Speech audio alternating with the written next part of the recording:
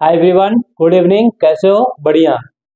तो आज हम आपको बताएंगे मेरे भाई 1773 का रेगुलेटिंग एक्ट कि आखिर ये 1773 का जो रेगुलेटिंग एक्ट है क्यों लाया गया था। इसका कुछ बेसिक मैंने पहले बता चुका हूँ। आज मैं आपको बताऊंगा कि ये क्या है और इसको क्यों लाया गया। तो सबसे पहले मेरा भाई यहाँ पर लिखा हुआ है 1773 का रेगुलेटिंग एक्ट। तो रेगुलेटिंग के मतलब क्या होता है? कंट्रोल करना, किसी चीज को क्या कंट्रोल करना यानी नियंत्रण करना। अब एक्ट एक्ट का मतलब क्या होता है? एक्ट का मतलब होता है मेरे भाई अधिनियम। अधिनियम जैसे कोई संसद में बिल आता है तो जब बिल वो पारित हो जाता है तो अधिनियम बन जाता है यानी कानून बन जाता है। तो सेम वहीं पे देखो कि आखिर ये 1773 का रेगुलेटिंग एक्ट क्यों लाया गया। पूरा वीडियो दिख रहा है, हम देखो पूरा दम क्लियर। तो देखिए आप भी। तो आखिर ये 1773 का हम आपको दे देते हैं एक मौका कि आप इसे जूम कर कर स्क्रीनशॉट कर कर आप लिख सकते हो इसे। तो 1773 का रेगुलेटिंग एक्ट क्यों लाया गया मेरे भाई, ये बात को जानना जरूरी है। तो एक्चुअली क्या था कि 1600 में ईस्ट इंडिया कंपनी कहाँ आता है? 1600 में ईस्ट इंडिया कंपनी भारत आता है व्यापार के लिए। लेकिन जो 1600 में भारत में व्यापार करने के लिए ईस्ट इंडिया कंपनी आती है तो काफी व्यापार को यहाँ पे प्रोत्साहित करती है, अपने माल को यहाँ से बहुत ज्यादा लूट पाट मचाती है, यूरोप में बेचती भी है, काफी मुनाफा कमाती है। राजनीतिक हस्तक्षेप भी इसका होता है, जैसे प्लासी का युद्ध देखो, कर्नाटक के युद्ध देखो, बक्सर का युद्ध देखो, सब क्या है?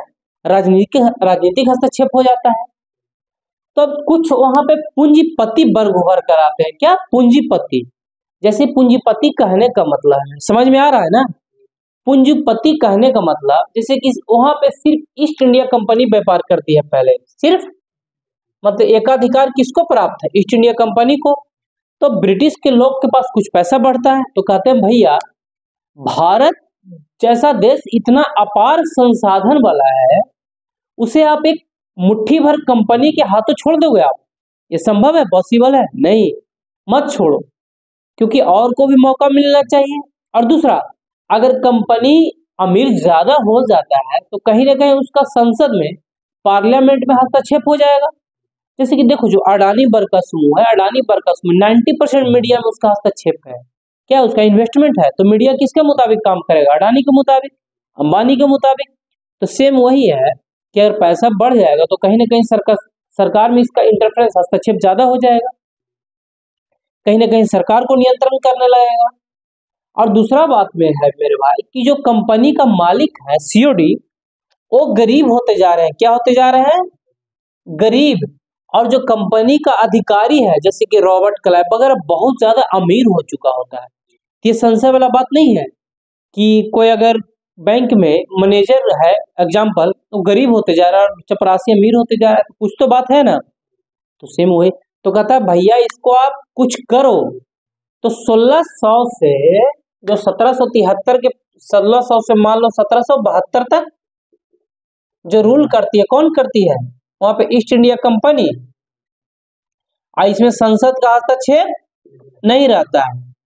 लेकिन क्या होता है जब 1773 का रेगुलेटिंग एक्ट आता है तो पहली बार संसद यानी संसद कौन? ब्रिटिश पार्लियामेंट हस्तक्षेप करती है। कहाँ? भारत में।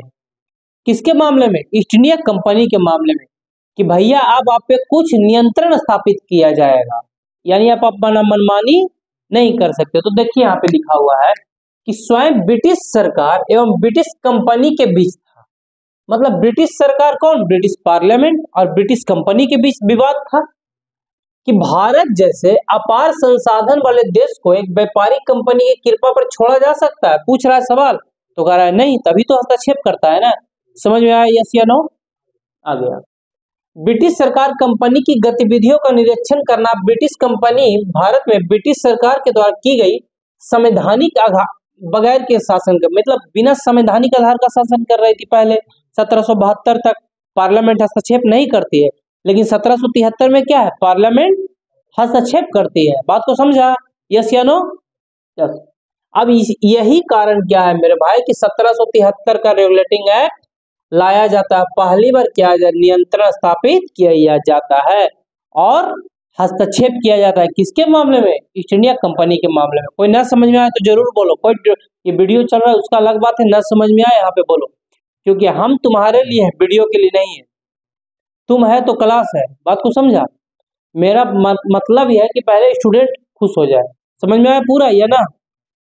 अब देखो, अब जब नियंत्रण स्थापित किया है, कुछ ऐसा घटना होता है, जैसे कि हम जब किसी पर नियंत्रण स्थापित करेंगे तो कुछ ना कुछ तो हम करेंगे ना मेरे भाई, कुछ तो जरूर करेंगे। तो देखो क्या करता दम, आज जब बुक में देखोगे या लूसेंट देखोगे तो पूरा सेम बहुत सेम रहेगा और याद हो जाएगा। अब देखो यहाँ पे लिखा हुआ है आर्थिक, क्या लिखा हुआ है?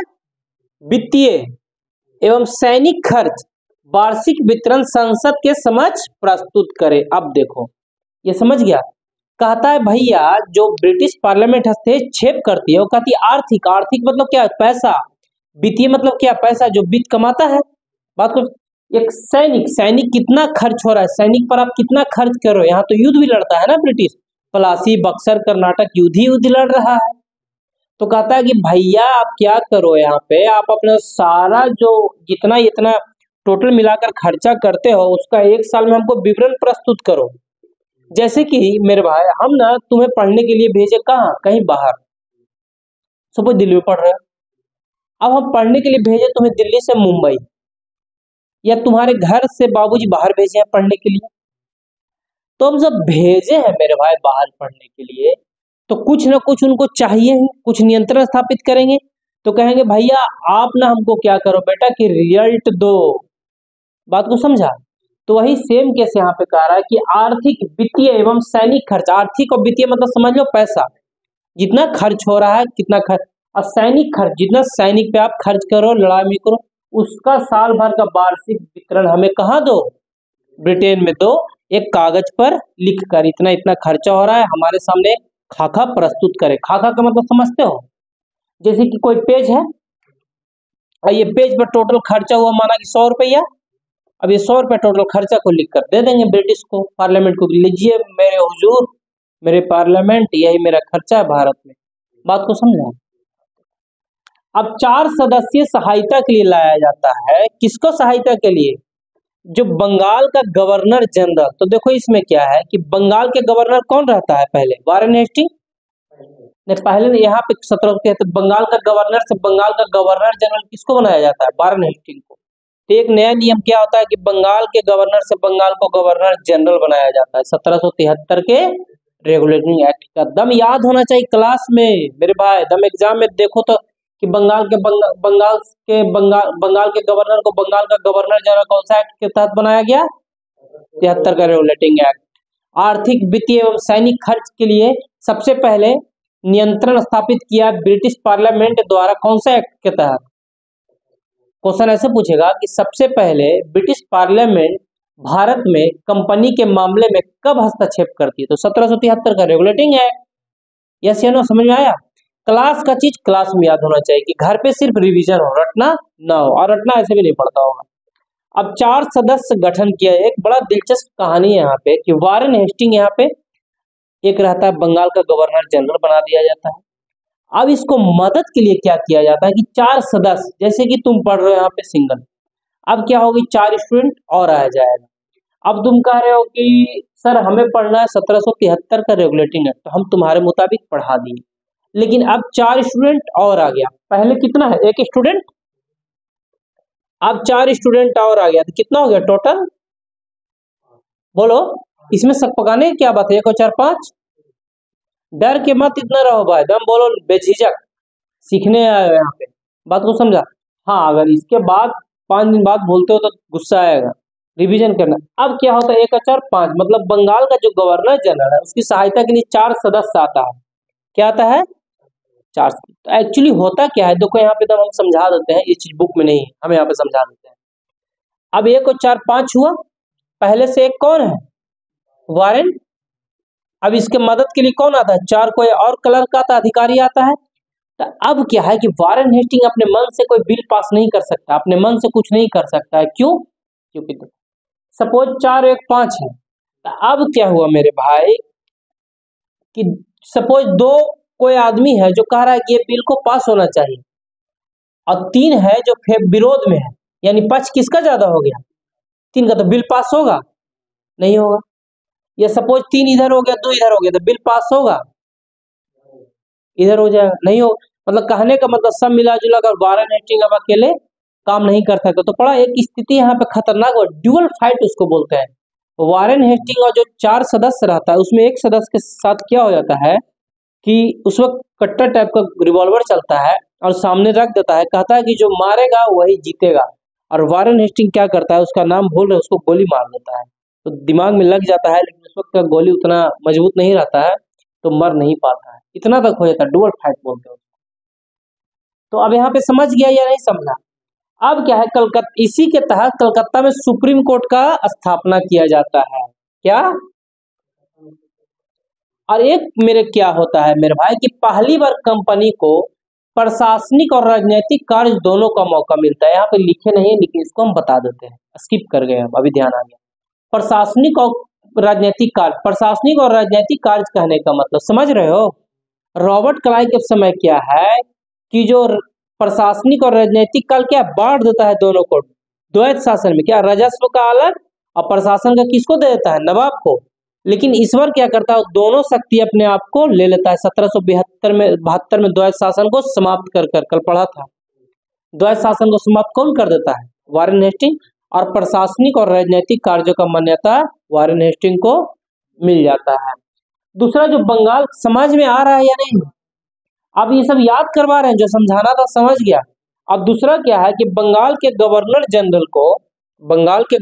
जनरल को मद्रास एवं बंबई के अधीक्षण करने का अधिकार मिला। अब देखो ये क्या है, इसको मिटा दे, उम्मीद करते उतार लिया होगा। अब देखो ये बंगाल है, WB शॉर्ट में लिख दे, ये बंगाल है, ये मद्रास है, ये मुंबई है। अब बंगाल में कौन बैठा है, गवर्नर जनरल। अब क्या हो गया, 1773 के रिलेटेड एक्ट में गवर्नर जनरल। यहाँ मद्रास में कौन है, गवर्नर, क्योंकि यहाँ पे गवर्नर का गवर्नर ही रह जाता है। बंगाल में बदला है ना, यानी मतलब केंद्र में कौन है, वारेन। जैसे केंद्र में अभी कौन है, मोदी जी। अब मोदी जी के अंतर्गत बहुत सारे काम कर रहे हैं, तो बंगाल उस समय मेन था, अब वारेन हो गया यहाँ पे मेन। बात को समझो, नहीं समझ पा रहा। अब वारेन हो गया, वारेन हेस्टिंग हो गया यहाँ पे मेन। अब जो मद्रास और बंबई हो गया, ये क्या हो गया, गवर्नर, यानी इससे छोटा हो गया मद्रास और बंबई। तो आपको ये क्या करेगा, इस पर नियंत्रण स्थापित कर लेगा। इसके मतलब जो वारेन वेस्ट बंगाल है, यानी बंगाल है, जो मद्रास और मुंबई के बारे में भी कानून बना सकता है, समझा। केंद्र में कौन बैठा है, वारेन, और मद्रास एवं मुंबई के लिए भी कानून बना सकता है। बात को समझा। अब देखो तुमको फिर से रिपीट कर देते हैं कि आर्थिक एवं वित्तीय और सैनिक खर्च का वार्षिक वित्तीय विवरण प्रस्तुत के पेश करना है, कहाँ, ब्रिटिश पार्लियामेंट में। 4 सदस्य सहायता के लिए डुअल फाइट अभी बता दिए, 4 सदस्य सहायता के लिए किसको, वारेन हेस्टिंग को, कि भैया आपको मदद करेगा। मदद क्या करेगा, और तामझाम हो जाता है। बंगाल के ये गवर्नर जनरल बना दिया जाता है। कलकत्ता में सुप्रीम कोर्ट की स्थापना, एक हम स्किप कर गए हैं, ब्रिटिश को प्रशासनिक एवं राजनीतिक कार्यों का मान्यता मिल जाता है। बंगाल के गवर्नर जनरल को मद्रास एवं बंबई के अधीक्षण का अधिकार मिल जाता है। अधीक्षण मतलब क्या, निरीक्षण करने का, कि भैया हम आपके लिए भी कानून बना सकते हैं। मतलब बंगाल का जो गवर्नर जनरल, उसका दायरा बढ़ा दिया जाता है। तो उम्मीद करते हैं आप लोग को भी समझ में आ गया। Thank you.